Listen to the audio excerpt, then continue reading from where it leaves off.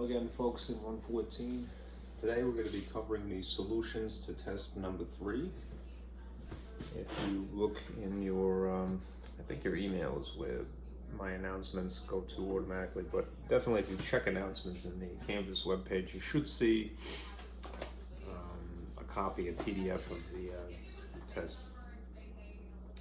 Anyhow, just to verify, today is Wednesday, April 28th, so test number 3. The actual test, if you print it, looks like this. This is a blank copy. It is, I pretty much consistently made them into 20 questions. But these are all short answer. There is, importantly, Z-score tables at the back. So the last 2 pages to answer the questions that are close to that. The amount of the critical values table that was relevant, I chopped and I put into the last question, number 20. All right, so you won't have to go looking for that in addition. Okay. Let's see. Anyhow, I'm going to take the time to go through this video to discuss these. All right. And if you're following along, try to print that so that you can keep this forever and ever. I'm not saying bring it with you on your wedding, you know, but hey, it's good stuff, right? I hope so. Let's make sure here that everything is clear and square. I'm going to turn on my projector and then adjust the lights. Can I wake up? Here you go.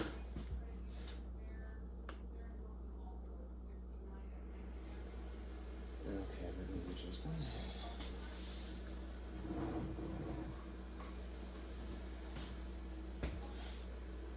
Yes, okay, very good. That's one.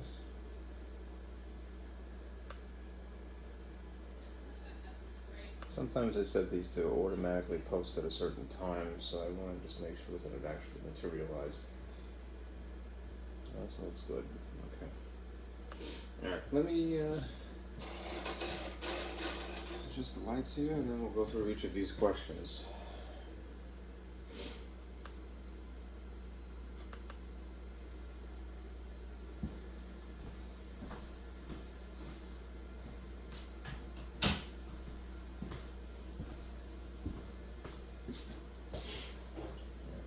That is a picture of the last page, as I mentioned, the Z-score table. I put the whole thing, and it takes up 2 pages. But it's just a good exercise in how you would read it. Okay, here we go. All right, the first several of these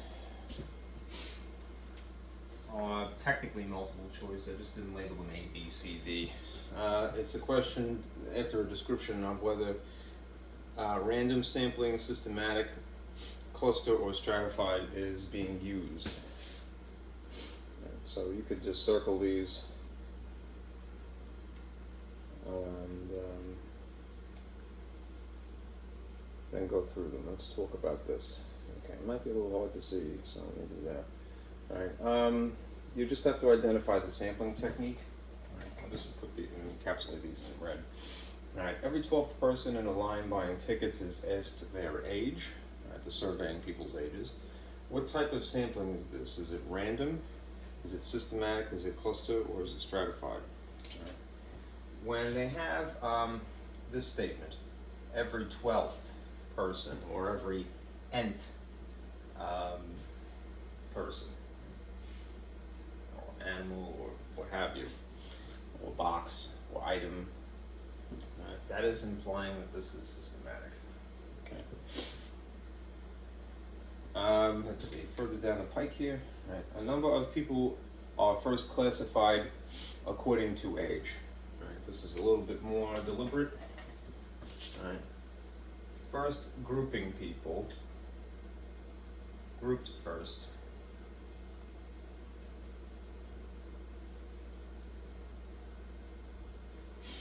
And then random samples of people from each age group. Random from each group are taken. All right, what type of sampling is this? Again, random, systematic, cluster, or stratified. This would be stratified.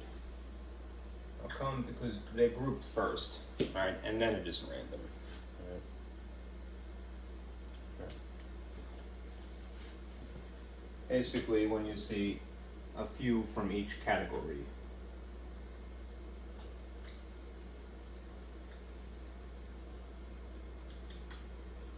Okay. It's gonna be a dud, I can tell already. Let's see, moving on. Third one, a sample that consists of a random selection of entire groups or units is called what? If we're talking about an entire group as something that's taken, right, for data, this is known as a cluster. Right? Operative term there is entire group. Okay. And let's just scroll down a wee bit. 4. Right. Lottery balls in a bin are shaken and then selected without looking. Right. Didn't really specify how many were taken, but I wouldn't worry about it. All right. Selected without looking. All right. What type of sampling is this? It's random. All right. When every item, as in a lottery, has an equal chance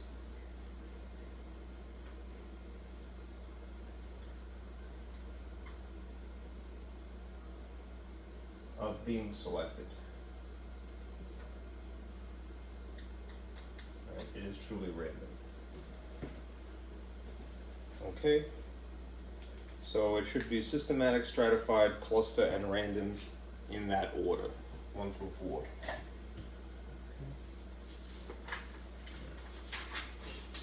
Now, if you look at the next page, there's a pie chart.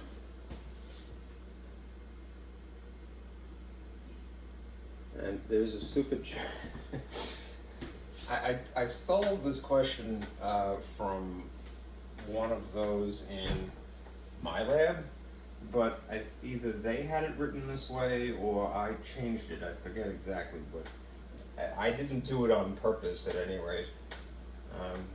I changed the labeling here, so if you look at this pie chart, right, here you see a pie chart representing total cost to attend college. This is assuming for a year, annual cost. All right, a good chunk of it, just a wee bit more than a third, right, is blue, so it's tuition, right? A second third, almost a little bit more than that actually, would be room, so living on campus assuming.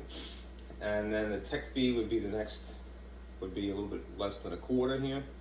And then this is why I'm sort of tickled by this, is because this is the amount of money dedicated to food, right? Like, where are your priorities, right? Like, you pay the tuition, you can live on campus, but you can't really eat, you know, like, because the computers cost more money, right? Anyhow, that's kind of sadistic. Let's do this question, all right? The total annual cost to attend a local university in a recent year was $16,000, which means that the entirety of this is 16 grand. Okay. Use information taken from the pie chart below to calculate the dollar cost of tuition specifically, right? Round to the nearest hundredth if necessary. All right, now that means that you would need to pay attention to this wedge of the pie chart, 33.9%, because that represents tuition as a percentage. We're going to convert it to an amount of money, right? I like this exercise because it's a reminder to you of how to translate something from a very simple one sentence long word problem into an algebraic equation. Or in this case, it probably would just be an arithmetic equation. But if you have this, here's a model.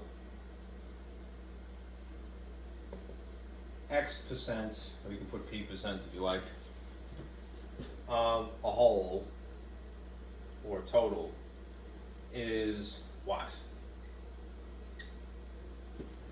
In this case, we have the actual percentage. So we could just incorporate that right here. 33.9%. And therefore it is 33.9% of what? The dollar value would be $16,000. Right, is what? We don't quite know yet. That's what we're answering. That is the actual dollar value that is tuition specifically. Okay. Now remember, when you have percentages, you have two choices. You could convert them fairly easily to something that is purely a decimal. This has a decimal point in it, granted, but it's not a decimal, it's a percentage still. All right. And translate the words of and is into their relevant related symbols. All right. Remember, what does of represent mathematically? Times. If it was out of, it would be potentially a fraction, but if it's just of by itself between these two things, it's times. Right? Is equals. Right? So there you have it. You have this as a simple algebraic equation. 33.9% times essentially $16,000 is, and if you like, you could put either question mark, a box, or the letter N, say for example. Or what would be relevant would be to use a T, right? Because it's tuition. Right? When the alternative to writing this as a decimal would be to make this a percent, right? Don't be dissuaded from doing that, because if you had to do this without a calculator, all right, that actually would be very advantageous to you. And here's why I say that. If you wrote this in the style of a fraction, being that it is a percentage, the bottom of the fraction would automatically be 100, and you wouldn't have to adjust anything else. Yeah, it's kind of yucky that it has a decimal in it to begin with, and it's not a warm and fuzzy number, it's 33.9. But when you do that, when you convert this to a fraction times an amount of money that has lots of zeros in it, you could use some shortcuts immediately, right? If you were essentially simplifying diagonally here and here, there's two zeros in 100, so you can knock off two zeros here. Which means if you had to do any sort of brute force multiplication, it would just simply be 160 times 33.9. And if you want to, indeed, you could use your calculator at that point as well. All right? So the effect would be this. 160 times 33.9. I'll do it both ways. It should be 54, is it? No, I'm reading it backwards. 5,424. Since this is times money, this is still an amount of money. $5,424 is tuition for the year. If you were to make this purely a decimal, then you would go so far as to actually do the division. Remember, this bar is dividing by 100. So the effect of dividing by 100 is to just scoot the decimal point over twice, which means your number would be 0.339 times 16,000, and you should get the same figure. Here's proof. 0.339 times 16,000. Sorry for the glare. 5,424. Good. Okay. So that's just an exercise in how well you could read a chart and how well you could just translate a sentence. All right.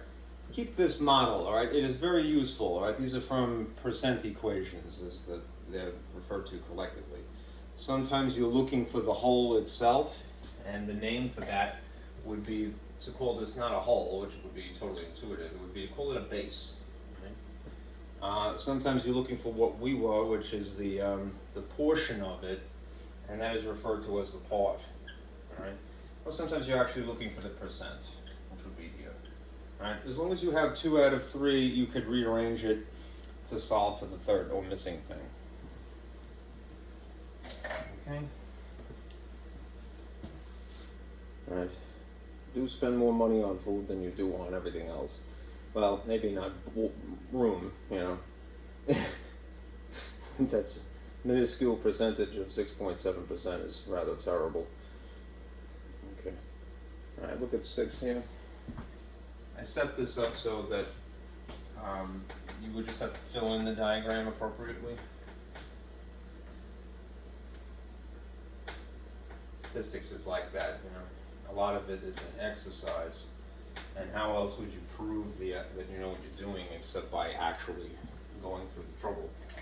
All right, using the data array average price of 1 gallon of gasoline between 1980 and 1999, construct a stem and leaf diagram. All right, the stems are basically the tens. All right, so 80s, 90s, 100s, 110s, 120s, 130s. All right, and that would be columnated like this on this side of the blue line. The leaves would be each of the things taken from the array. All right. They don't have to be in order, but ideally they would be in numerical order. That are the ones place, basically. A lot of times, this textbook doesn't refer to things as the ones place, it refers to them as the units, but it's the same thing. Right. What I do is go for the things that have an 80, all right, record them in the box rather anal retentively, and then cross them out in the array so that it gets easier as you're progressing. Okay, so let's see if we can do that. All right, there is only one example of something in the 80s. All right, so cross that out and put a 6 here. All right, now we do the 90s. All right, you can see that there are 2 90s. All right, and if you scan through this, there's nothing else that is a 90. All right, so we're going to put a 0 and then a second 0 to account for each of these. When you get to the hundreds, there is still only a couple of things. There's one example of 100, so I'm going to put a 0, cross that out, and then there's 106, so we put a 6 here, and cross that out. Right. As you can see, if you take the time to actually cross things out, it will help you as you're going down the pike here, or making progress. Let's see, when you get to the 110s, there's an explosion.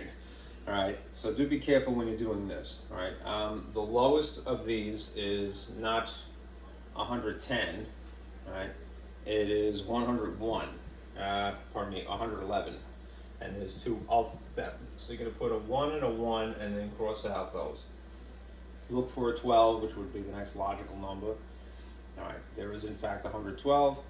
So we put a 2 here. Cross that out. All right, now look for 113s. There's 2 of those. So put a 3 and then a 3.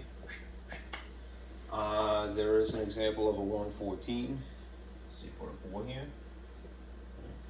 And then there's an example of a 115 and a second one. So 5 and 5. And then there's a 117 and a 119. So a 7 and a 9. You can see that when I made this grid that I was very strategic about it. You wouldn't need things beyond that, thankfully. It's good whenever you do anything like this. I encourage it strongly, especially if you become a math teacher. All right, give your kids graph paper.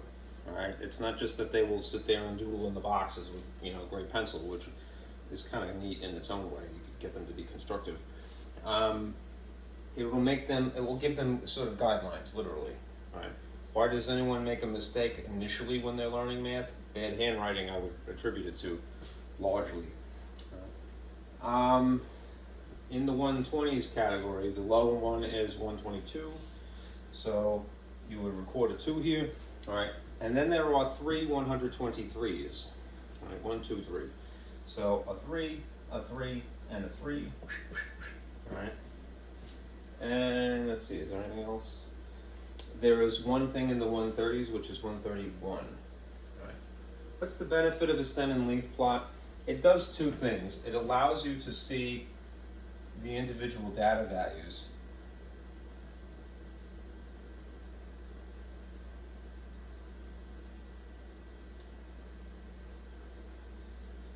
And it's kind of a sideways histogram.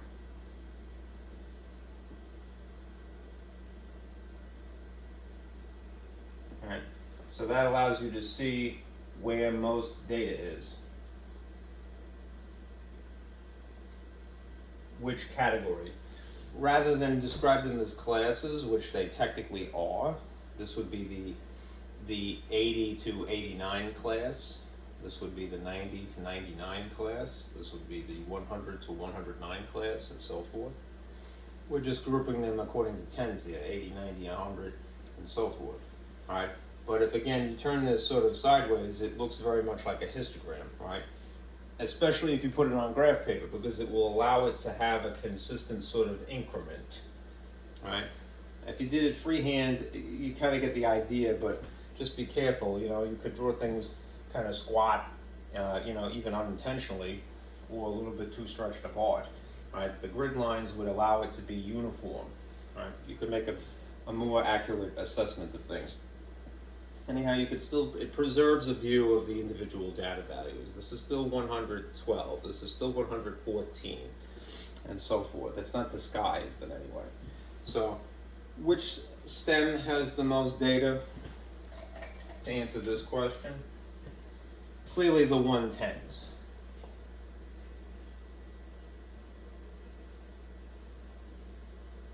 That has the most data. Right? This is a huge pile of digits, even sideways. Okay, where is the actual mode? They didn't ask you this, but the mode would technically be here, right? The number that occurs the most often is 123.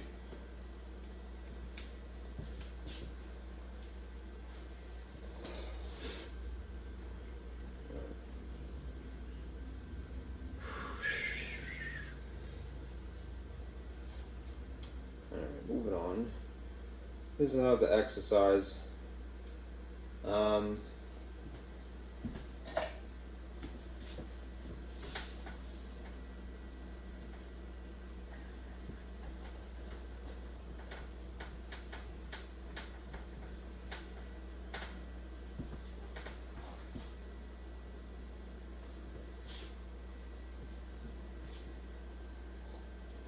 Using the data array,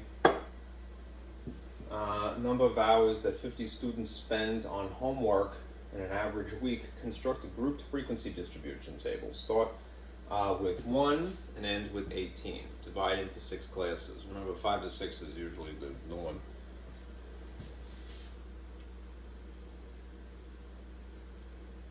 All right, I gave you this little table. I'm going to back this off just a wee bit. It might make it a little bit harder to see, but if you have the printout, you should be okay. Now, a grouped frequency distribution table doesn't have the tally column, right?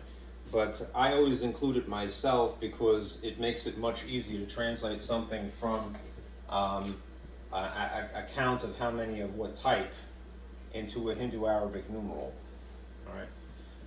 Anyhow, there's a procedure to this as well, all right?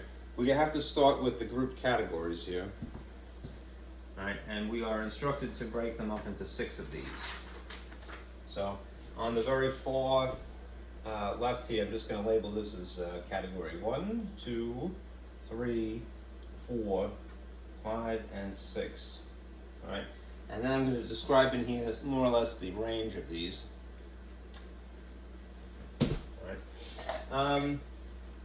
The minimum is the number 1 and the maximum is 18. This isn't quite 0, but that's pretty close. So if you took 18 and you divided it into the 6 categories that they're requesting, that means that they'd be 3 wide each. All right. That's the class width, more or less. All right, and we could verify with formulas after the fact. All right, remember class width. You could calculate from the second lower limit minus the first lower limit. All right, and it should be 3 in each. It has to be consistent. Right, how wide the actual columns on a histogram would be. So if you start with 1, it would be 1, 2, 3. Okay. The next would be 3 wide would be 4, 5, 6, and then 7, 8, 9, and then 10, 11, 12, and then 13, 14, 15, and then 16, 17, 18. Alright, now, these are the classes, bins, groups, whatever you want to call them. And that's describing how wide they are from what digit to what digit. So if you wanted to verify with the class width formula, the second lower limit would be 4. And the first lower limit would be 1, which would be 3, right? If you went a little bit further and started from here, all right, the second lower limit in respect of this one would be 7 minus 4, which is still 3, all right? If you went to 10 minus 7, it would still be consistently 3. It has to be. The class width must be consistent. All right, I'm jumping the gun a little bit, but if you have an inkling about that, I wanted to make sure you feel okay about it. Now, the actual work of translating from an array into a frequency can be a little tedious, but we'll do it now. All right, so let's look reading left to right, row by row, things that fall into 1 to 3 category here, all right? And then just put a tally mark, all right? So you see 1, 2, 3, 1, 2, 3, 1, 2, 3. All right, next one is 1, 2. So you have 5 total so far. Down here, there is something here, 1. And next one, 1, 2. And let's see, down here, 1, 2. Alright, so that seems to be it for the spectrum of 1 to 3, so this will be 10. Just to make it a little bit easier, I'm going to use a different color now. If you're doing this in pencil, you know what I do?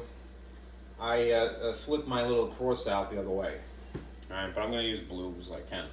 Let's go back to the top row and read across for 4 to 6, and then the next row and so forth. So, things that are in the 4 to 6 spectrum here. 1, 2, 3. 1, 2, 3. Next one. 1, 2. Every 5, you get across. Third row here.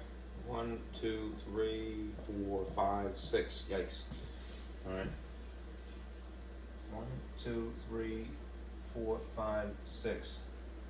1, 2, 3, 4, 5, 6. I'm running out of space a little bit, but here we go to the next one. That's another mark there. 1, and down here, 1, 2. Alright, so total we have 14. Next, things in the 7 to 9 category here. 7 and 9, I'm going to go this way horizontally.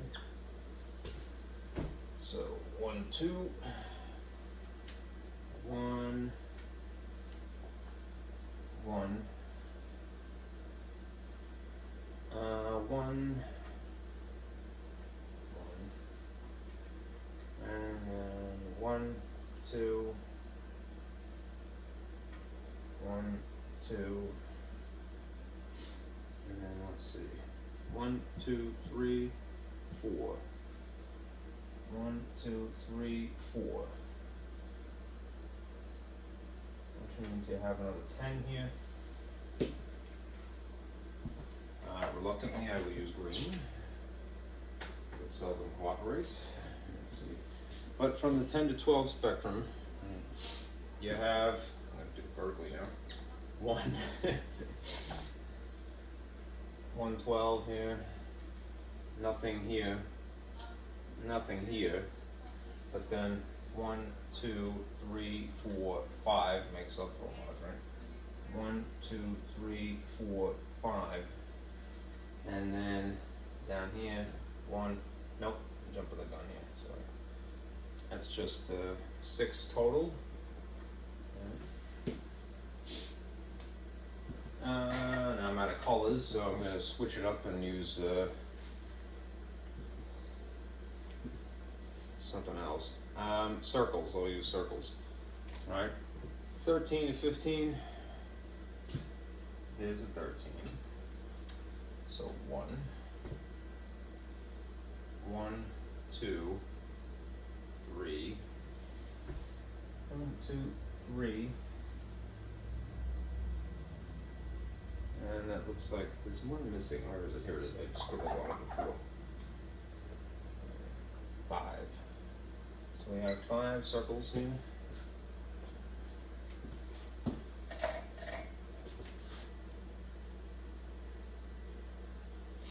Alright, and that means the stuff that is now left over, that isn't crossed out, circled, I'll put just a block around. How's that? In the 16 to 18 category, we have nothing in the first row. We have 2 things in the second. So 1, 2. And then 2 here.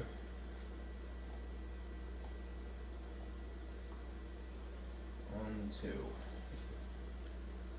And then 1 more down here, and it looks like we're finished. Close it out, another 5.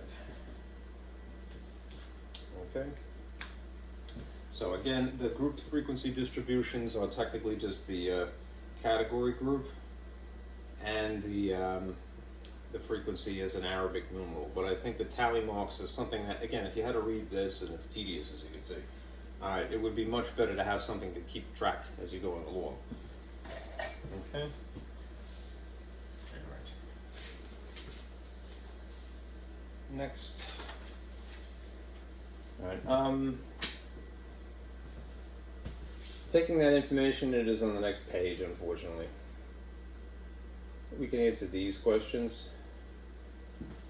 That looks like some interesting artwork, right? I almost don't want to erase that.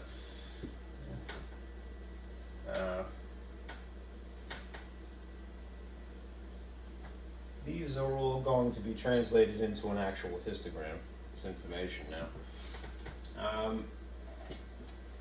Calculate the class width. Here's the formula. Second lower limit minus the first lower limit, which was 4 minus 1, so you see that this is 3. That's how wide it is. With each column on the grid would be that many increments. Right? If you calculate the class mark, all right, it's similar looking formula, but do be careful. You're trying to find the middle of each spectrum. Right? Class mark is the midpoint of each column or each class. So the first class lower limit would be 1 in the last problem, and the first class upper limit would be 3, which if you add them in this case according to the formula, you would get 4, and then you cut it in half to get the middle. Right? So it would be 2. Right? Even if you did the next classes, all right, for instance, like that's 1 to 3. All right? If you did the 4 to 6 class, all right, let's say that you did the lower limit plus the upper limit. 4 plus 6 would be 10, and then 10 divided by 2 would be 5. This is not going to be the same figure, right, as you can see. All right, it's not going to have the same, but the distance between the midpoints would still be 3. Somebody is texting me. And I smell trouble because this is usually what happens when I'm working.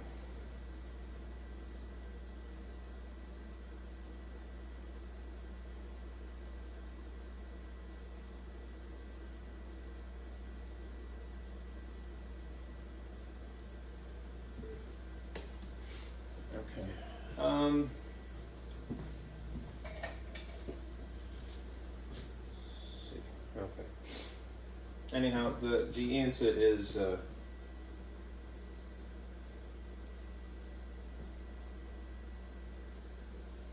I really should use this for several here. Okay. Using the class mark and the class width, list the 6 midpoints of each class here. Right. In other words, use this number and this number. All right, knowing that they're going to be 3 apart. If the first one is 2, I'm looking at the midpoints here.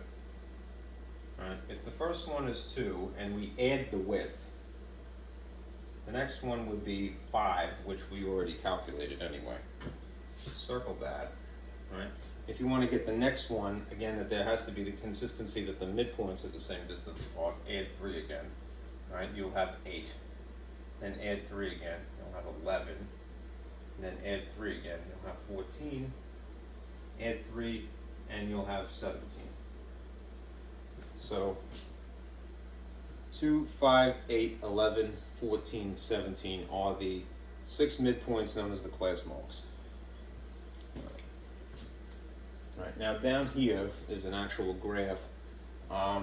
Using each of these 6 midpoints as something of an x-coordinate, in tandem with each frequency as something of a y-coordinate, draw the histogram. The width of each of the bars would naturally stretch between the point of each lower limit, or each upper limit, if you prefer. That's a little verbose, but let me show you what I mean here. I'm going to just sort of duplicate this information here. These are 2, 5, 8, 11, 14, 17.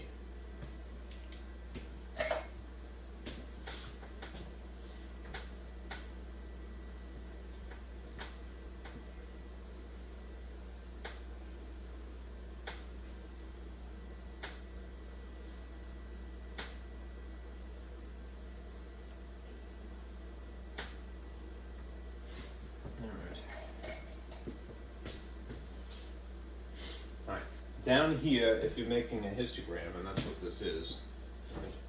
This is a histogram. I shouldn't write on top of it, that's tasteless. Histogram. Sounds like a breakfast cereal, right? Running this way are the frequencies, illustrated as different heights.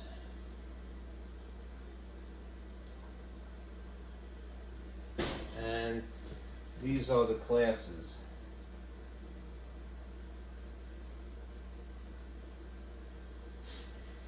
Now, the way that I would do it, and I set the grid up exactly for this purpose, each one of these blocks this way is a number. So 1, 2, 3, 4, 5, 6, 7, 8, 9, 10, 11, 12, 13, 14, 15, 16, 17, 18. You didn't need the extra spaces, but so be it. All right. It's a little upsetting, but here. What I would encourage you to do is count blocks for classes. Remember that there's, if it's a histogram, there can't be any gaps. All right. But when you're counting frequency, just kind of count the increment lines.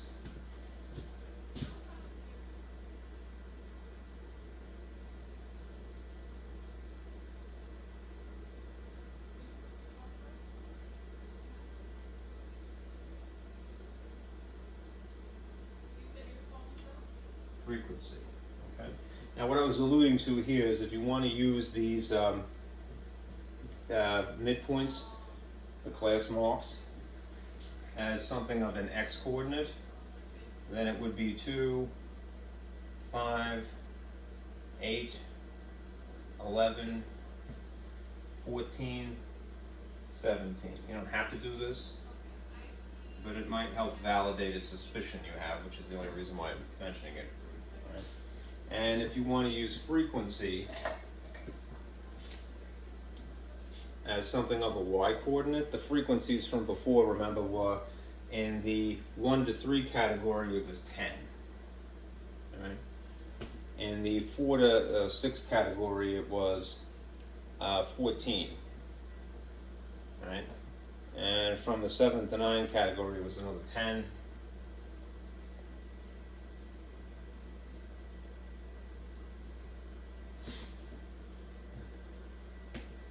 And let's see, this would be 6, and then the last 2 are 5s. Right. Again, you don't have to do it this way. You could muddle through. You might feel more comfortable, especially initially. But to me, this is the most constructive way to do this. All right. If these increments running this way on the actual line are 1, 2, 3, 4, 5, 6, 7, 8, 9, 10, 11, 12, 13, and 14 is the highest frequency we have. You don't need to go any further in this direction. All right. What I'm getting at is this. Treat these like coordinates. Go to 2, which is right smack in the middle here, and then go up to 10. And put a dot here. Go to 5, which is right in the middle, and then go up to 14. Right? So you have a dot there. Go to 8, and then go up to 10 again.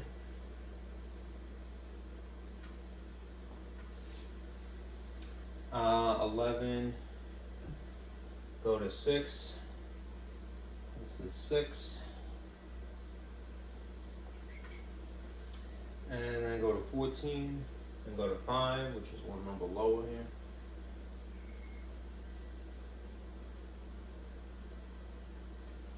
And then go to 17 and go to 5 again.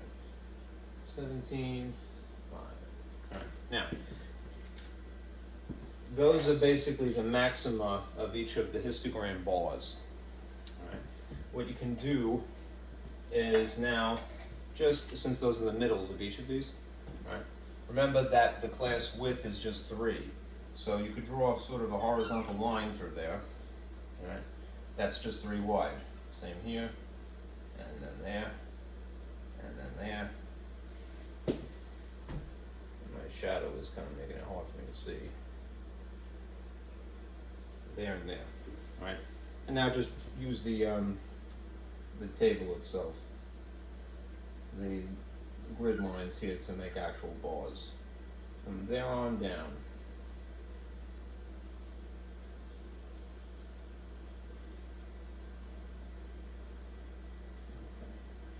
And there you have a histogram, right? Remember, no gaps if it's a genuine histogram.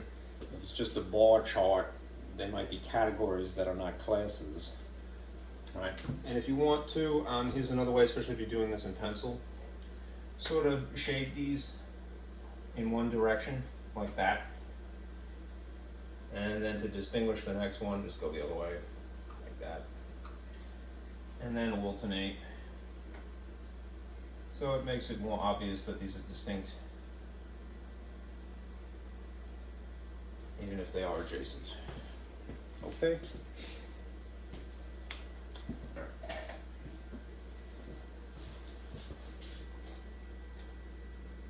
Moving on, let me see if I can zoom in now. That's better. All right.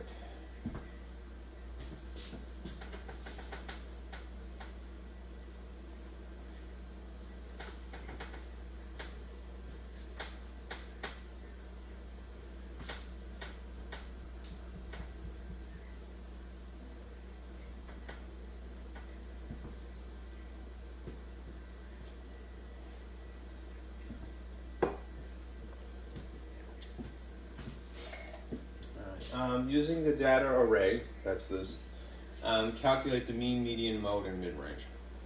Right. Let's do it by hand, right, mostly.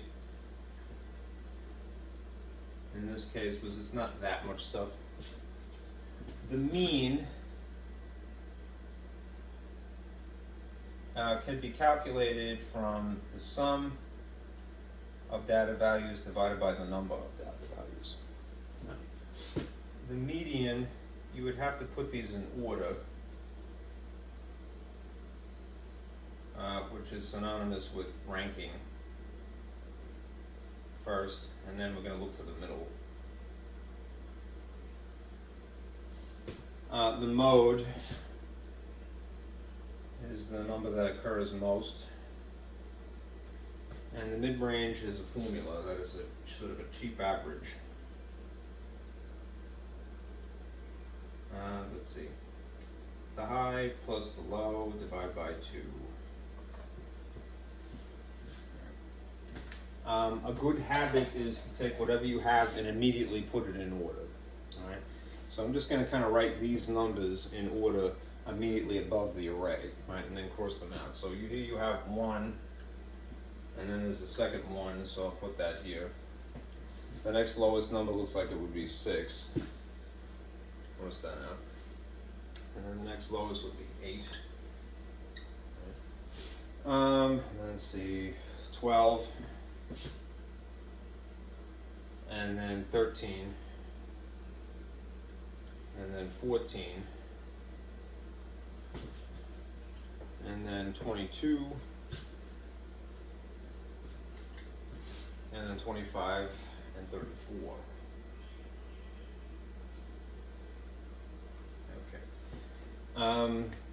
If we're just doing this brute force, we're going to add these all together. All right, in which case, what would you get? You should get 136. The sum of all of these should be 136. All right. 8 and 8 is 16. 16 plus 14 is 30. 30 plus another 25 is 55. 55 and 25 is 60, 70. I'm overcomplicating, I'm sure. 74. Pardon me, 104. And then the 14 and the 22.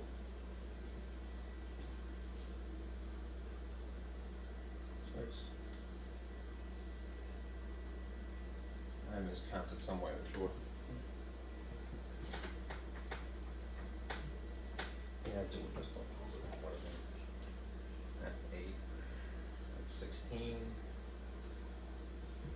Let's see, 28. 11, 41. 41 and 14 is 5 and 5 is 55. 77. 12, carry 1 is 102. 136, yes. Okay.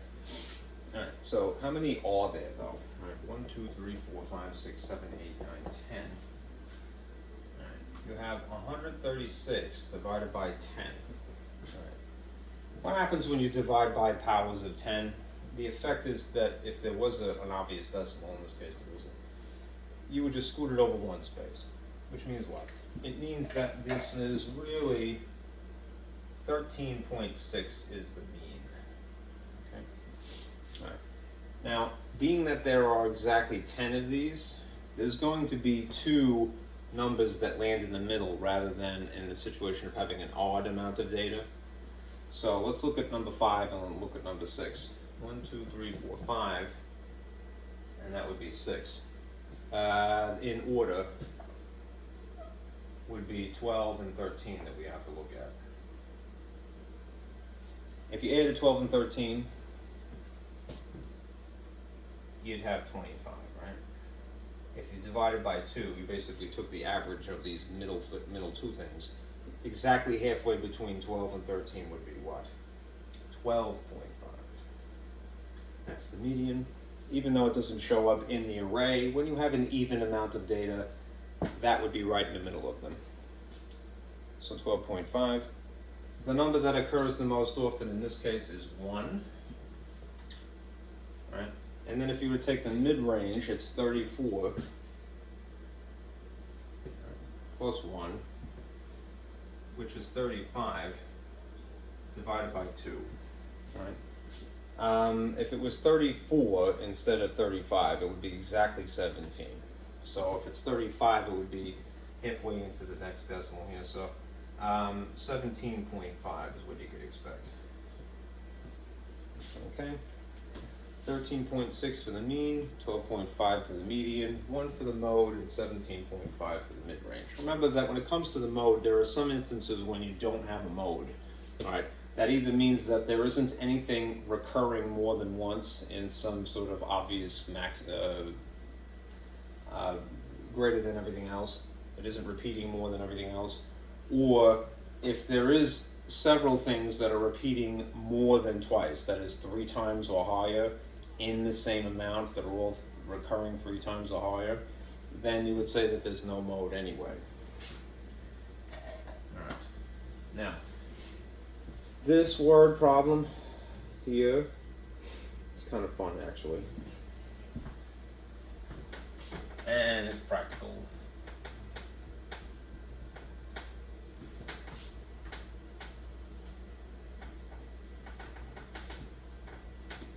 When you get kids who are, if you're teaching elementary, who are about maybe 10, right, usually, they start actually, worrying about what their grades are. I find that little kids tend to be a little bit less concerned. You could teach them this, all right. If a student's test scores are 80, 86, 73, and 91, what would they need in theory on a 5th test minimally in order to get at least an 80 average? A couple of things. When you see the phrase "at least" in English, it is counterintuitive.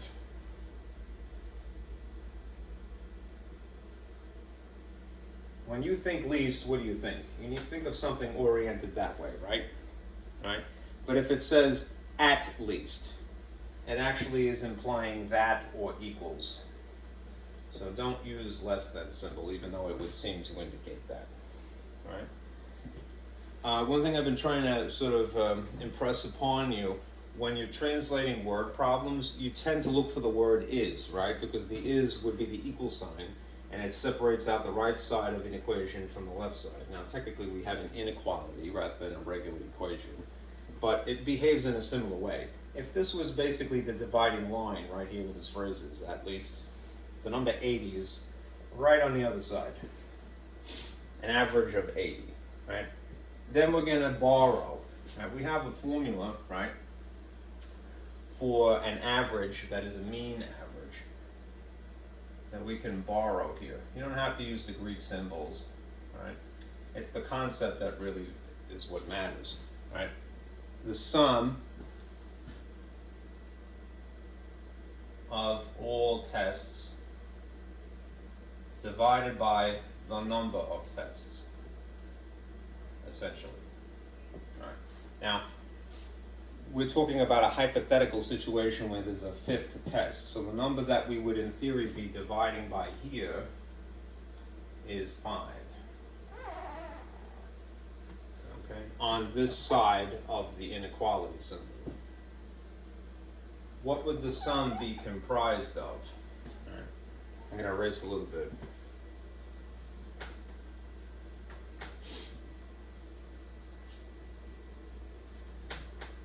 The sum would be comprised of these tests and then in theory a 5th one.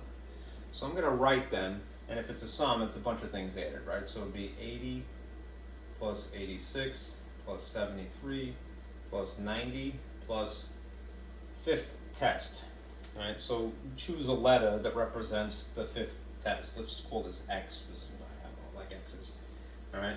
So there you have an X. All right. We can simplify this now. I'm going to write it over here where I have a little bit more space and it's a little less bunched up on itself. If we try to simplify, as we should first, we can compact this down into just what it would be by itself, right? If you added 80 to 86 to 73 to 90, right, what you should get is 300 in it? 330 it should be. 330, but what's still next to it? plus this mysterious fifth test. So plus x. And this is all sitting on top of 5 still. And this would have to be greater than, this average, would have to be greater than or equal to 80, right? Because we want it to be at least 80. So if it was at least 80, it would be exactly equal to it or something bigger. The point is facing the 80. The open end is facing the larger, potentially larger quantity here. Okay? So now let me free up some space. All right. Now, if you were going to go about the process of solving this, remember to solve algebraically,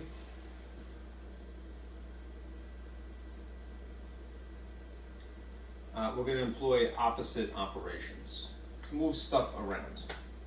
If you want to move something from here to the opposite side of this inequality type of equation, let's say you wanted to move the 5, and you would in this case. What is the opposite of dividing by 5? You would multiply by 5 here for the sake of a cancellation effect. And that's a dud. And then if you did it here, remember, do to both sides of the symbol. So if I multiply by 5 here, I'm going to be obligated to multiply by 5 here. All right.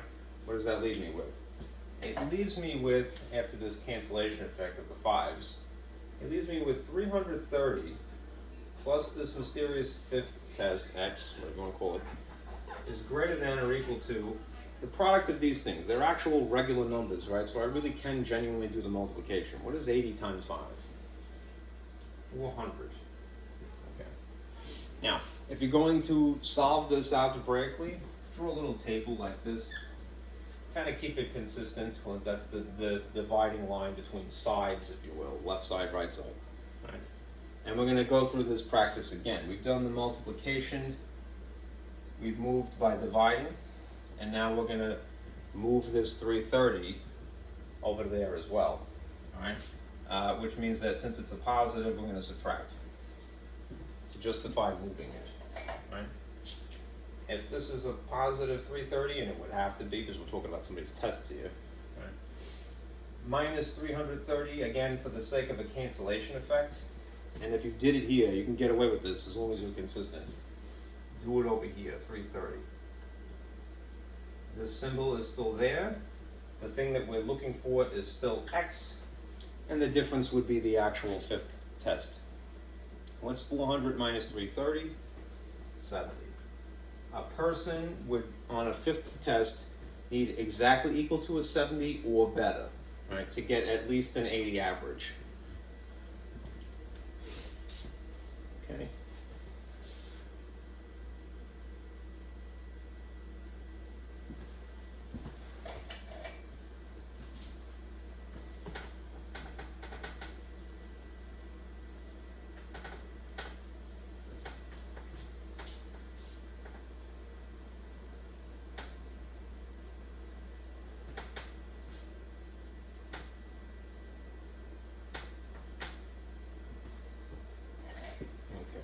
Using the data array, the number of months an employee stays at a job, and the formula given, that's this one here, percentile rank. All right, what would be the percentile rank of a person quoted at 36 months? Round to the whole percent if necessary. Okay, we could get right into it. It's already in order, right? And we can zero in on 36, right? Which would be right here, right? All right. The number of data below this point would be 1, 2, 3, 4, 5, 6, 7, 8, 9, 10, 11, 12, 13, 14, 15, 16, 17, 18, 19, 20, 1, 2, 3, 4. It would be 24 for this figure, right? And the total number of data would be 25, 26, 27, out of 27, right? That means that if you divide 27 divide 24 by 27, you get a decimal naturally. Make it a percentage by multiplying by 100. All right, what you would get is 89%, which is the same as saying 89th in the rank, okay? 89th percentile. Right. This value, 36, is in the 89th percentile, all right, which means that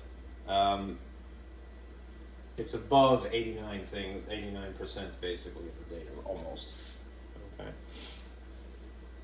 All right. Now, I can't obscure too much, so I'm going to move this just up a wee bit here. And use the same array, which is thankfully already in order.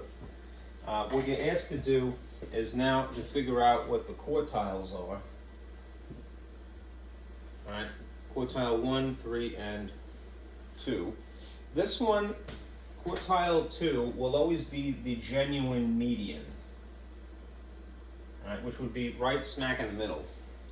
Since we have an odd number of data, because it's 27 data values, it would be the exact middle of this, and you could count backwards to figure that out. But there is a formula that if you want to figure it out, right? Position of the median can be calculated from either one of these two formulas, right? If you're given frequencies, you can add the sum of the frequencies plus 1 and then divide by 2, all right? Or what would be more practical in this case is to take the total number of data n, add 1, and then divide by 2. So if the total number of data is, we've calculated, is 27, what's 27 plus 1? 28. What's exactly half of 28? All right. This would be 14. So this is the 14th value, is the median, right? Starting from 2, count 14. 1, 2, 3, 4, 5, 6, 7, 8, 9, 10, 11, 12, 13, 14 is the actual median, 17 would be right smack in the middle. All right. If you're looking for quartile 1 would be the median of the lower half here.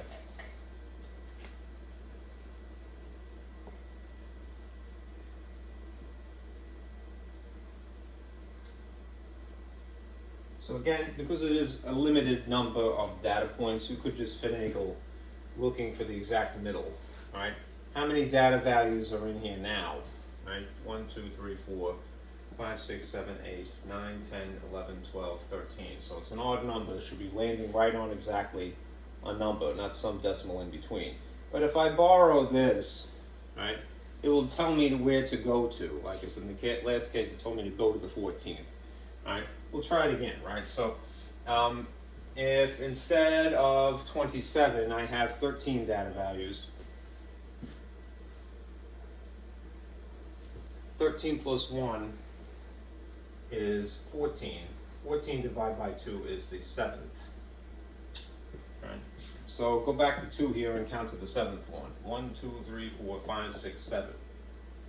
That is the quartile 1 mark point. Right? And essentially the same thing for quartile 3. Right? This is the median of the upper half. Right. Because we have the exact middle, this should be 13 as well. 1, 2, 3, 4, 5, 6, 7, 8, 9, 10, 11, 12, 13, yes. So 7th, it would be the same calculation. It would be 7th starting from 18 here, right? 1, 2, 3, 4, 5, 6, 7, 24 is quartile 3. Okay. Your textbook, for whatever reason, does not use these, but if you've been doing the MyLabs, there are actually very cool videos, all right, that explain this. Okay. That's where I got those formulas from. Okay. 16.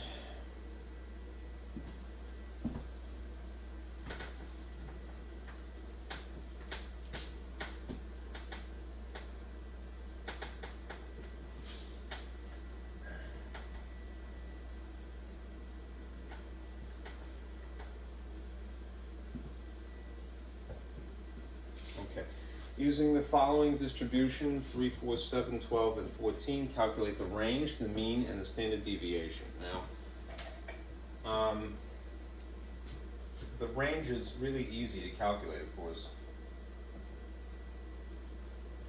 The mean is not too bad either. But the standard deviation can be quite involved. So for these latter two,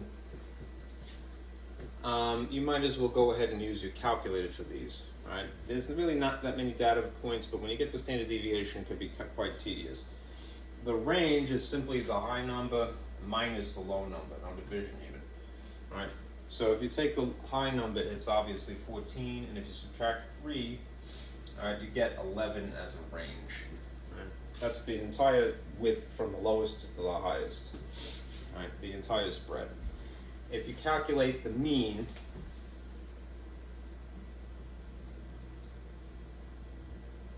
all right, remember it's the sum divided by how many there are. 3 and 4 is 7, 7 and 7 is 14, 14 and 14 is 28, 28 and 12 is 30, 40. So this would be 40 divided by 1, 2, 3, 4, 5, which means that this average is equal to 8.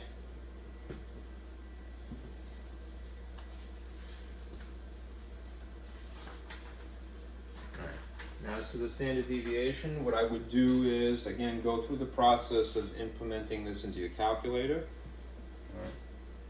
and you can calculate it. Now, what that would entail doing is a couple of things. One, you want to take your Texas Instrument calculator, hit second, and then data, and then scroll over to clear.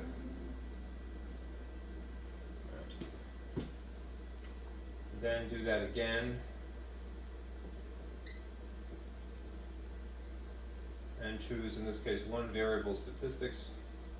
The last thing we had been talking about was 2 variable statistics, so you make sure that you switch it back to this. And then you press data, and you input x1 through x whatever it is. 1, 2, 3, 4, 5. X1 to X5, and then you hit stat var, and it will tell you a lot of information. It could validate what we expect is true about the mean, and it will calculate the standard deviation. We're looking for the sample standard deviation, so SX is what you're looking for on your screen. All right, so if you have your calculator again, second, data, go over to clear first, go through the process again, choose one variable statistics, and then hit data, and then input these values. So 3, skip over frequency, 4, 7, 12, and 14. Right. Here it is just to show you. X5, skip the frequency as I mentioned, because there isn't anything that really occurs more than once here. Then hit stat var, which is this button here. And you can see that it tells you the number of data values, and then X bar is, of course, the mean, 8, as we calculated, and the standard deviation is this decimal. So if you rounded it, about 4.85.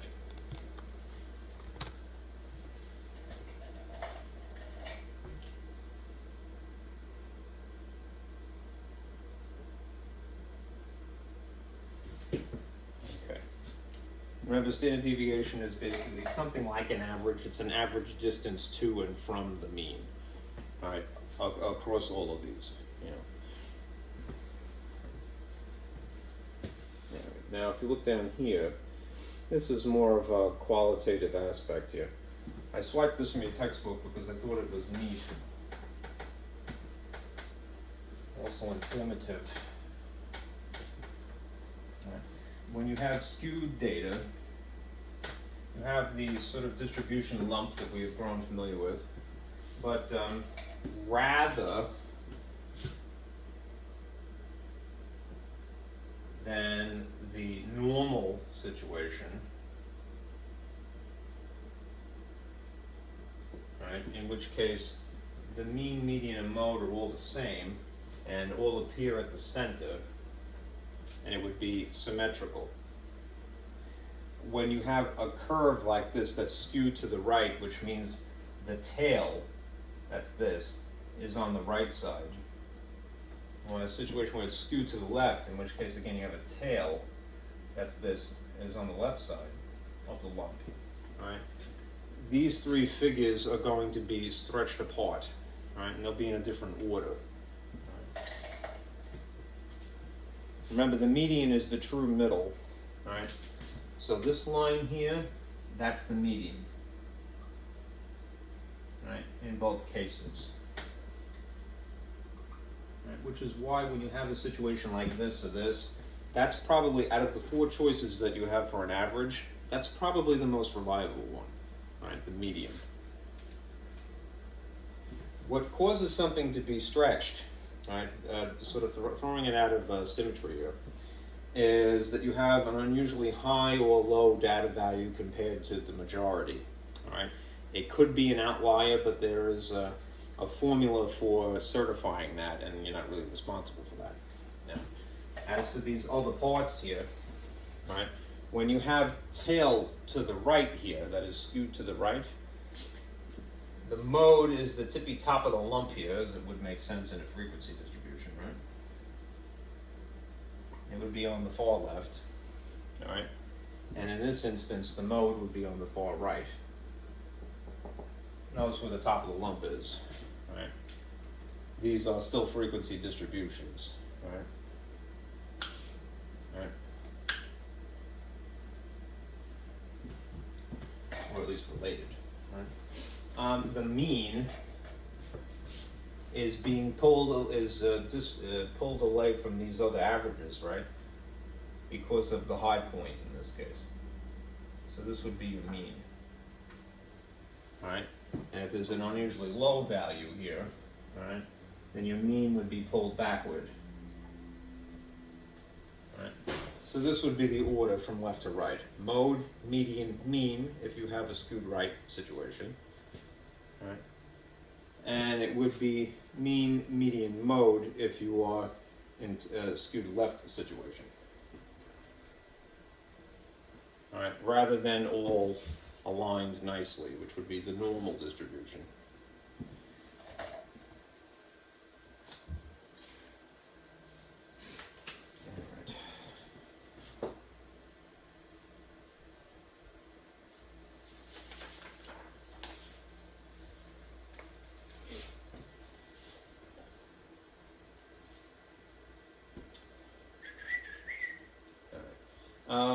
This one is kind of interesting. Take a look at 18 now.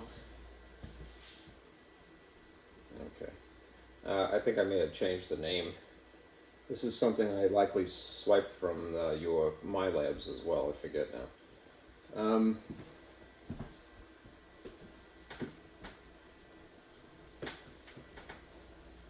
I tweak them sometimes. The average time of a phone call to Cablevision is normally distributed. So if you have something that you see this phrase, normally distributed, immediately draw this lump. Right? Kind of get in that habit. Right? With an average duration of, 2.3 minutes. So right down the center here is the mean, all right? And label that 2.3, it's minutes, so if you want to put the unit, that would maybe help too. All right? And a standard deviation of 0.8. We're going to need that later. All right. What percent of callers last between 1.3 minutes and 2.8 minutes? You take these two figures and you place them along the horizontal axis here in relation to the middle numbers. So if this is 2.3, that's the middle, right? So 1.3 would logically be something here, 1.3, right? Minutes, all right? 2.8 being larger than 2.3 would be somewhere over here. It doesn't have to be perfect, right? 2.8 minutes, right? If we're trying to figure out a percent of callers, all right, that are between these, all right, we're interested in just the area under this lump here that extends between these two boundaries. Okay, we want to know this area. All right, without the use of calculus, this is more or less a summary of the train of thought down here. We're going to calculate z-scores first, all right? And then we're going to look for what the proportionate area would be in a table, the z-score table. And then we're going to translate that into, well, we may have to subtract first. All right, we're going to calculate an area, all right, for this situation and for this situation. Maybe subtract, yes. All right, and then convert the resulting area into a percentage to answer the question, what percent of callers, right? So that's basically what this is saying. Answer the question, label, all right, calculate z-scores, all right, look it up, and then subtract if necessary. When you have the situation where we're looking for an area between, right, that usually is an area that extends this far. Let's just call this a larger area.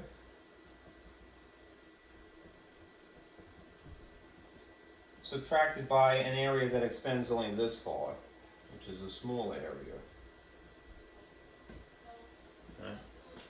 Remember the way that the table is calculated, the z-score tables, all right, is always reading the areas from left to right.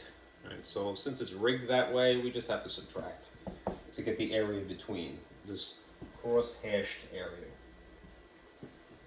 Okay, so let me just pull this up a wee bit, unfortunately, and I'll reveal the formula there. And we will utilize this formula to calculate z-scores. So what does this entail doing? The mean was 2.3, so we put the number 2.3 here. The standard deviation was 0.8, right?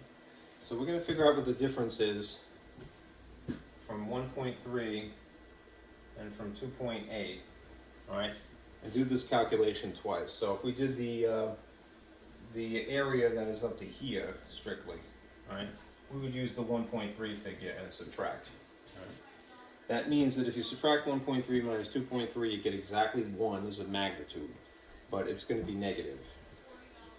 So negative 1.0 divided by 0.8, which means that this z-score, right, I'm just going to give it a subscript, 1.3 is what it was derived from, is what? 1.25. Negative 1.25. If we do the same thing, but now we replace it with this figure to calculate the area up to that point, which would be including the smaller portion initially as well, 2.8 minus 2.3 will give us this instead. Exactly 0.5, and it would be a positive in this case, divided by 0.8. And our z-score in this instance, 2.8, I'm just going to use as a subscript to identify it, would be plus 0.625. That and that is what we need, z-scores, to now decide what the areas would be. Right? We use the table to basically use these numbers essentially to look for a proportionate area. Right? Remember, it's not an area that is so many feet or so many inches or whatever. It's a ratio out of the total whole one, or the one whole. Right? So you're going to see decimals. Now let me just show you. The table is the last couple of pages. All right. And we'll go for the negative one first, since it's the first page anyway.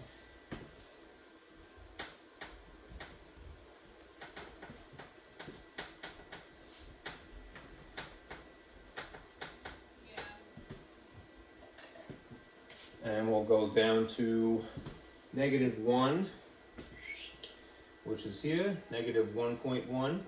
And it's a little bit blurry, I'm sorry. So I'm going to scoot this up just a wee bit. Because of the angle of the camera, it might be a little bit more clear up here. -1.2, right? This would be 0.0. Where is it? I'm sorry, I'm losing my place here. If you read the headings here, this first column is 0.00 that goes to the hundredths place, right?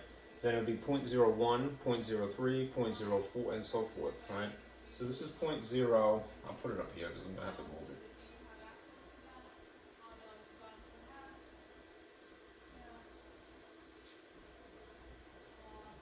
We need to go to 5. So it's a little out of proportion. Let me blow it up. You can see that.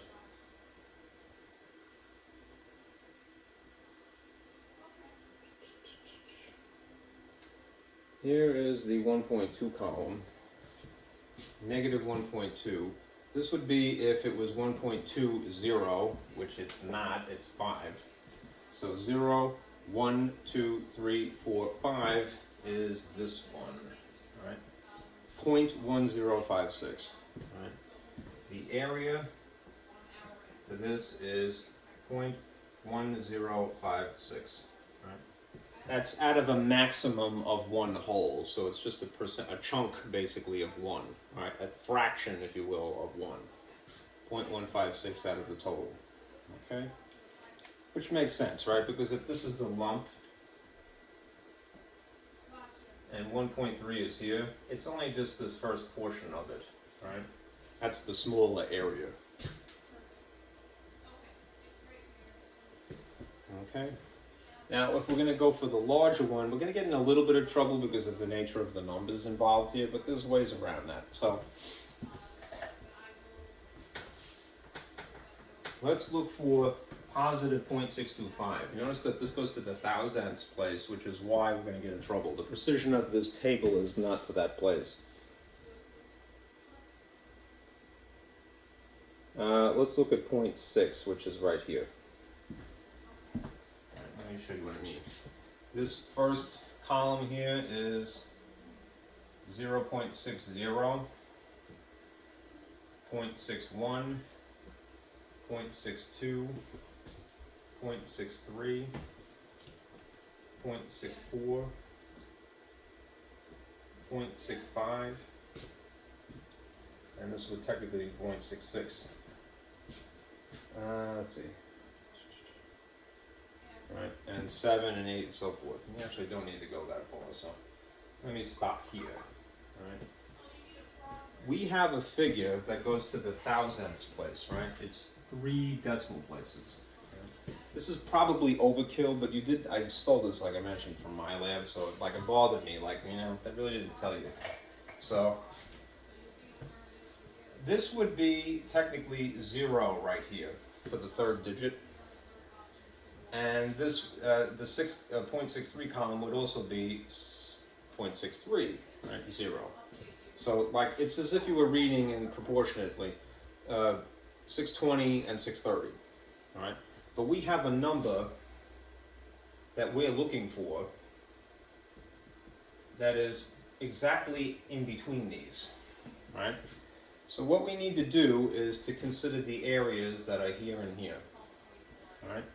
If the area for 620 is 7324, and the area for 630 is 7357, and this figure that we're looking for is exactly in between these, it stands to reason that what we could do is basically try to figure out what is exactly in between these two, which would be taking an average of them, right? That's, again, being super anal retentive, and I wouldn't fault you if you didn't do that. All right, but it would give you a more accurate answer, which is the only reason why I would encourage you to do it. So anyhow, if you took this area, 0.7324 for the 620 amount, and 0.7357 for the 630, which would be overestimating, and added them, you get 11, 8, right? 6, and then 1.4. You'd have this figure, 1.4681, which if I divide by 2, would give me, in theory, the equivalent that is in between them. Exactly in between them, all right? 2 goes into 14 7 times, 2 goes into 6 3 times, 2 goes into 8 4 times, 2 does not go into 1, it's too small, but if I add a 0 here, we'll go into it 5 times. So what does that mean? It means that this particular area should in theory be 0.73405. Okay. Super anal retentive, all right? I think the textbook or my lab, if my memory serves me, would have said, well, just, go for the larger one, right? Of the two, right? Overestimate rather than underestimate. But I'm trying to be very precise, or very accurate, I should say. So I'm employing a higher degree of precision. Anyhow, all right, I now have 2 areas, this one and this one, right? Here's the larger area. Remember, the larger area is all of the smaller area incorporated, but going further up to this line. So if we want to get the area between, we would take the area that is the larger area that incorporates the small area and subtract out the small area.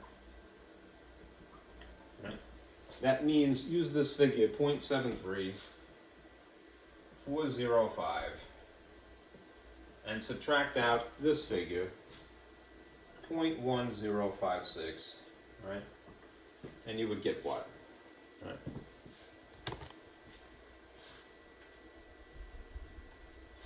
.73405 minus 0.1056.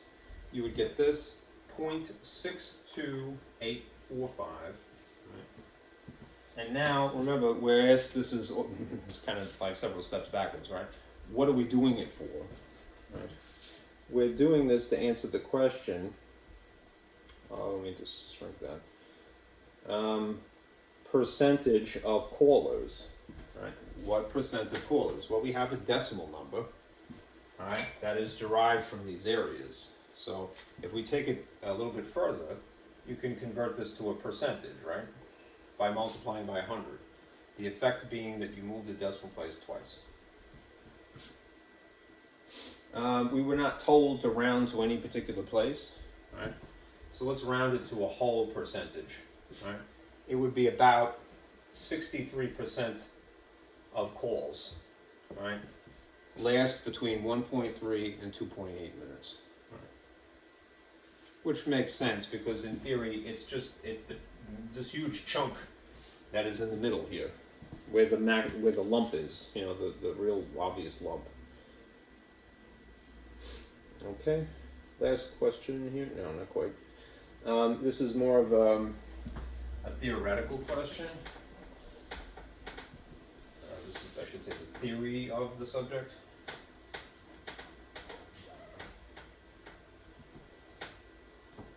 All right, you have a scatter plot here. All right, judging purely, no numbers involved, just how it looks.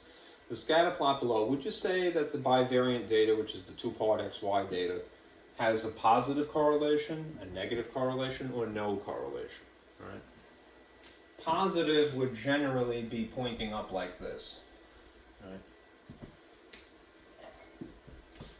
Negative would be generally pointing down like this. And to say that something has no correlation, right, would be seemingly a random bunch of dots, right, versus something like that, or something like this, trending upward. Right? What does this most closely resemble? Right? Would you say that it's from the top left to the bottom right? Because you always read left to right in this case. Right? Is the way that this is extending like that, right? So I would say that this is probably a negative correlation.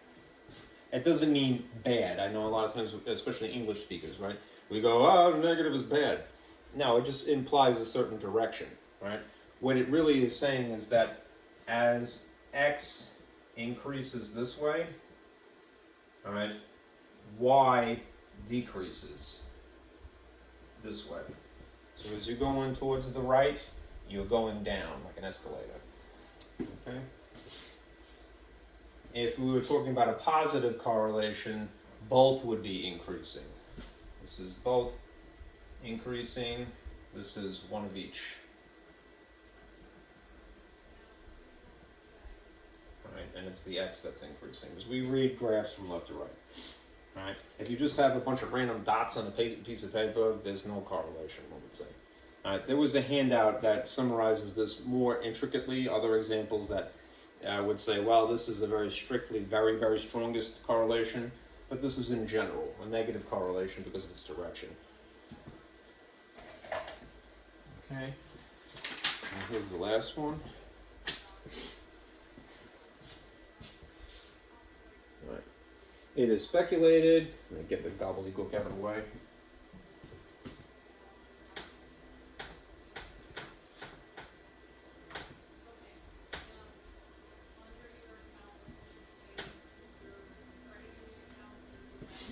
It is speculated that the daily high temperature for 7 days in January correlates to a number of cups of hot cocoa. I definitely stole this from my lab because I liked it. I thought that was, you know, it's warm and fuzzy, right?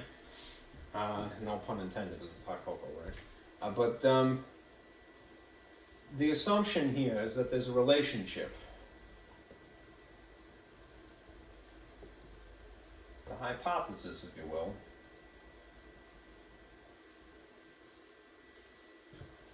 is a relationship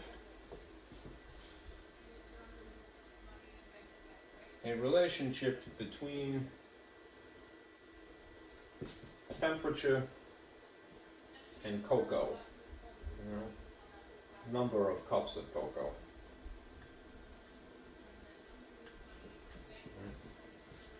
Right, which is a good assumption to make, right? A better hypothesis would be to say, well, is there a negative relationship or is there a positive relationship? If it was a positive relationship, then it would be that, you know, perhaps the higher the temperature, you know, the more cups of cocoa. If it was a negative relationship, which isn't making it any less true, right, would be that the lower the temperature, you know, the higher the number of cups of cocoa. Anyhow, that's what this is about. So let's dissect it. Right? Given the data array below, all right, calculate the correlation coefficient, right, R, all right, which is something we're going to use our calculator to do, right, just because it makes expediting that easier, all right, faster. Then compare this to the levels of significance table. That's this, all right. You could use this formula. It would be, we did do it when we were talking about a couple of classes ago, but I would definitely use my calculator for this problem. All right, to decide whether there's a correlation or not. All right, this tells us whether there's a relationship. This tells us whether there's a relationship to a certain degree of probability. Right, this is a probability. Right. It's better certifying whether there is in fact a relationship.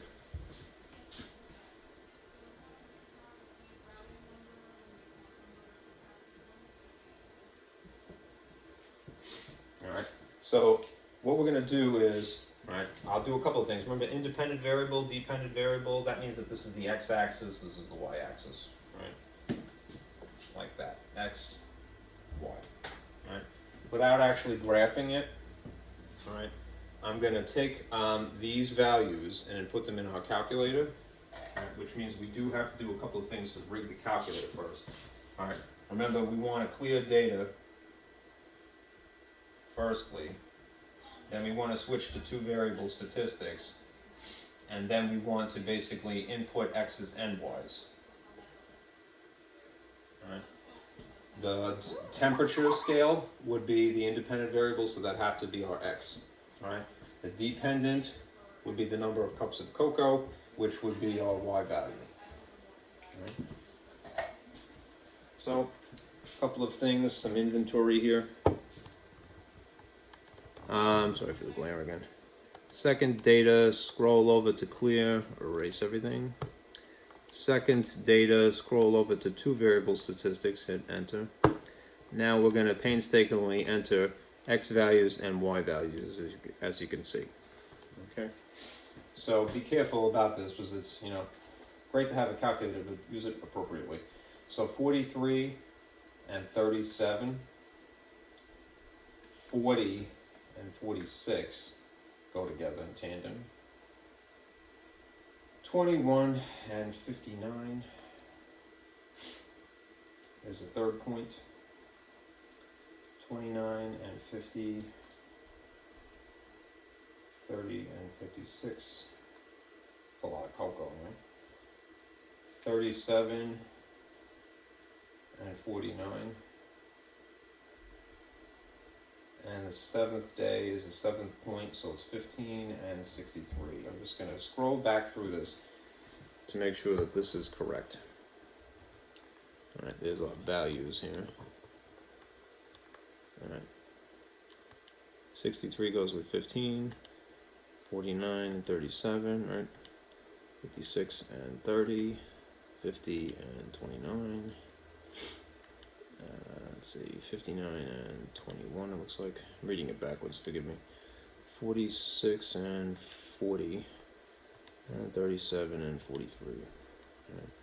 Imagine it was one person, one individual was drinking all this cocoa. Montezuma, right, famously, I don't know if that's true. It could be just a, you know, a terrible lie. By the conquistadors, right, about Montezuma, that he used to drink, you know, gallons of chocolate milk every day. Well, hot cocoa, I don't know if it had milk in it. A lie, what's the word? Promulgated? Propagated? There's a word like that. Against poor Montezuma, alright? Anyway. Let us now go through StatVar to get the R value. So, since we've taken the time to implement this, input I should say, hit StatVar. If you scroll all the way to the end of the screen here, you'll see the R value. And we have it. Negative 0.935. R is equal to negative 0.9359, and then there's more digits after it. Okay. Now remember, if the absolute value of R is greater than the alpha critical value, right, then we say yes, right?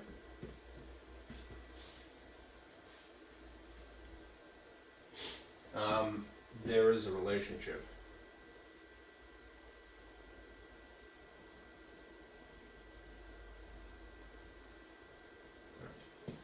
If, on the other hand, the absolute value of R is less than the alpha critical value, for so many data values, then no relationship.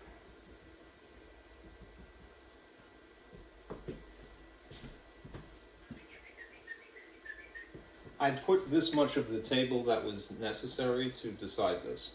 Right? If we take our data value, you could round it if you want to. Since you notice that the alpha criticals values here or 3 decimal places, we might as well just round this to negative 0.936. All right, so I'm going to put that in here. This would end up being, if you take an absolute value, just the magnitude rather than being negative. 0.936, 0.936, right? At 7 data values, that's the n, right? If we check this for 1% unrelated, which would be 99% related, all right? We're going to read this column here, right? Here and there. Zero in on 0.875. We're going to compare this to 0.875. All right, what is true about the relationship between the correlation coefficient R and the level of significance alpha critical value? It's just a lot of words to describe the same thing. What's greater or less? All right. 0.9 is greater than 0.8. Right. So we would say yes, there is definitely a relation. All right. With basically 99% certitude. Right. The way that it's written is that it's 1%, not related. Right. So this is very likely, to a correlation between these two things, right? And if you graphed the data points, you would probably see a very linear relationship, right? Now it happens to be, let's see, as the temperature decreases, all right, you probably have, I think, a negative relationship here. Okay, what you're asked to do next is, if a correlation does exist, and we've just certified that, right? Find the line of best fit. Again, you could use a calculator, right? This is the formula that would determine the slope, right? M, which is a lot of times referred to as A, if not B with a subscript, right? So we already input the values. We're going to cheat, right? And use our calculator to spare us from having to do that, right?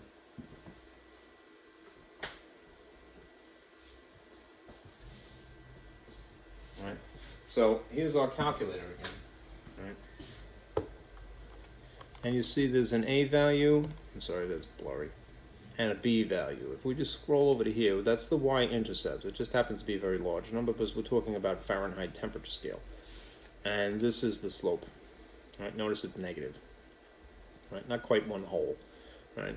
So if this is the model of a linear equation, y equals mx plus b, and our calculator is telling us that the a value, which is standing in place of slope in this place, is something rounded would be about negative 0.80x, and the slope, the y-intercept is 0.76. This would be plus 76.10 approximately. This would be the line of best fit. This line describes the relationship between temperature, all right, and number of cups of cocoa. And since it has a negative slope, one would expect that it basically points downward like this. All right. And it's probably, if you analyze the actual dots, you weren't asked to do that, all right, you would see that it's a very, very straight scatter plot. Okay, and that's basically it, right? Let me turn this off, right? We are basically done, all right? As I promised you, I'm going to give you credit for this. Right? You don't have to submit anything. I just want to make sure that you're completing your Chapter 12 MyLab assignments, right? I think I gave you to the end of the week. I got to verify that to do that. But spend the time, especially with section 12.5 and 12.6, because they're the most involved. I would say they're probably the least familiar to a person. All right, spend the time doing that. All right, I'm going to give you this as a freebie. All right, okay. All right, I'll see you again on Monday. Okay, be careful out there.